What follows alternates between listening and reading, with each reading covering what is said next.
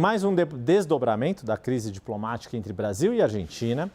O presidente Javier Milei compartilhou nas redes sociais o post de um deputado americano que chama Lula de porco. Esta notícia está em destaque no nosso site. A publicação de Carlos Jiménez, esse deputado dos Estados Unidos, afirmava em espanhol, abre aspas, os brasileiros merecem mais que esse porco, fecha aspas.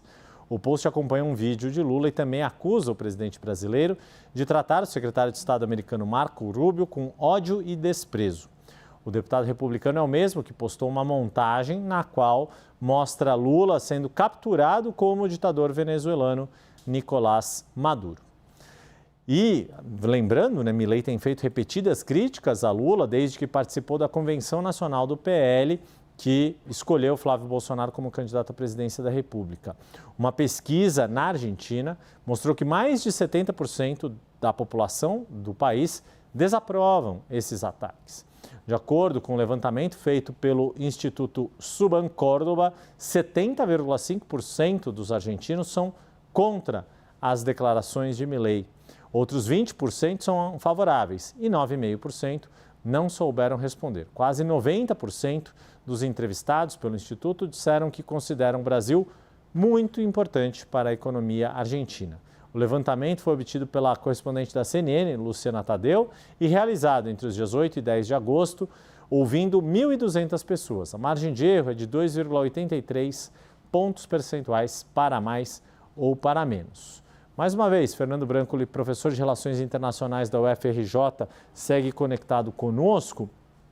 Isso porque houve ali uma série de manifestações do governo brasileiro e Javier Milei mantém essa mesma toada ostensivamente agressiva ali contra Lula.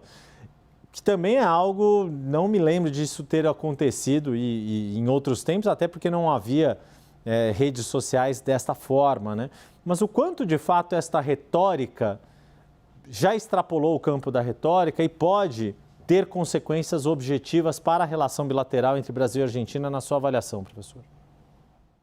Olha, me parece que já há, obviamente, uma consequência muito clara, que é o rebaixamento das relações, para que os encarregados de negócio que toquem esse processo. Vale a pena lembrar, tanto a Argentina quanto o Brasil retiraram os seus embaixadores das respectivas embaixadas, e dentro desse cálculo, quem está tocando são funcionários dentro de uma escala menor. Do ponto de vista prático, isso muda as discussões de alto nível político, mas as relações econômicas, de certa forma, a troca ali de comércio continua sem grandes questões. O que me parece, nesse momento, é que Milei fez um cálculo de que Lula não está disposto a efetivamente aumentar a temperatura em relação à Argentina, na medida em que o Brasil também depende, no contexto argentino, das trocas comerciais, ou algo parecido. Então, não me parece que a retaliação chegaria nesse ponto. E aí, dentro desse tipo de escala, a ação de Milei acaba tendo um custo político não muito alto. Ele faz esse estardalhaço, ele de alguma maneira ganha pontos aí com a direita mais conservadora na América Latina, se posiciona também em relação a Trump como um aliado importante, e com Marco Rubio, na medida em que a Argentina realiza esses ataques quase que de maneira paralela às ações dos Estados Unidos.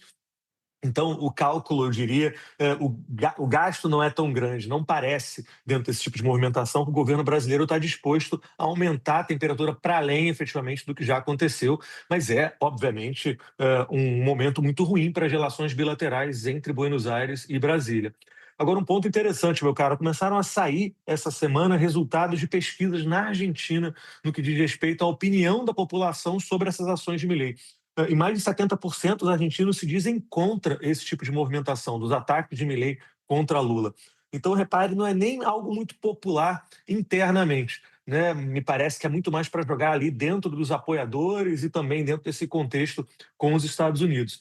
Agora, vale a pena imaginar o que pode acontecer a partir de outubro, a partir das eleições no Brasil. A gente consegue apostar nesse momento que Lula pretende manter um pouco a temperatura baixa para não causar mais atritos na eleição, mas sabe-se lá a partir de uma eventual reeleição do presidente Lula, se ele pode resolver, sim, apertar um pouco esse caso.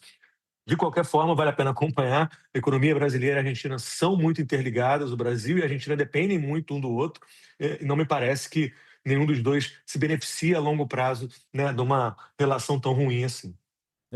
Esse é o ponto, né? As eleições são em outubro, mas os países continuam e precisam preservar essas relações pelas mais variadas razões.